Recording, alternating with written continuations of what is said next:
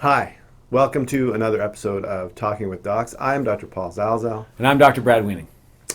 Today we have a good topic. It's a common question that you may have at home, and that is, why does my shoulder hurt? So we're going to review the top causes of shoulder pain, which is very, very common. There's a breadth of causes. So let's start. Do we have a shoulder, Paul? Yeah. Shoulder model. So the number one cause is things related to your rotator cuff. This is something you hear about on Sports Center and the baseball pitchers, and everyone's got rotator cuff problems. The rotator cuff are a group of 4 muscles, so 1 in the front and then 3 in the back, that allow us to move our shoulder. And commonly they can be sore because of either a tear that's happened because of an injury or middle age or repetitive use. Okay, so yeah, a whole host of causes of rotator cuff injuries. It can be acute, it can be chronic. Yep. Probably most commonly would be a chronic rotator cuff overuse thing, but there are some acute tears. So your rotator cuff could be hurting. That's probably, I would say, the most common thing. Number 2, I would say, these might not be in order of frequency, but Sure. they're order of things that come to mind or things we see in our office. A subacromial impingement. Okay. What does that mean? Yeah, I think you're touching the core. I was touching the core. Okay, good. Now I'm in the acromion. And under here's where the rotator cuff lives. Now, if you have some arthritis at your acromioclavicular joint, where your collarbone meets your shoulder, you could have some osteophytes there, and that could be pinching in and reducing the space available for the rotator cuff to live. So the rotator cuff is getting impinged, and you're going to feel that, especially when you try and do overhead activities and lift your arm up. It's going to pinch and rub underneath the acromion here and cause subacromial impingement.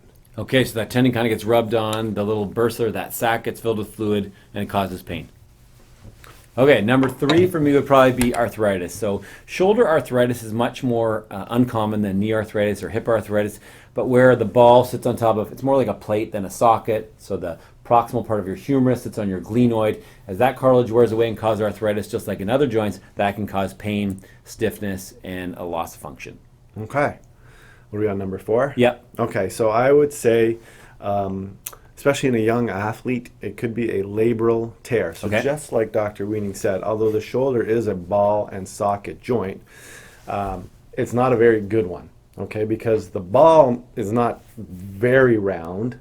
It's only part of a sphere, and the socket is more like a plate. So it's more like a golf ball on a tee than the hip joint, which is a real ball and a socket. So in order to stay stable, it needs a labrum around it, or a tough tissue around the socket to help hold the shoulder in joint. Right. And that labrum can be torn with repetitive use, such as a baseball pitcher or a football quarterback, or any sort of manual labor where you're using your shoulder a lot. You could get a labral tear. Yeah.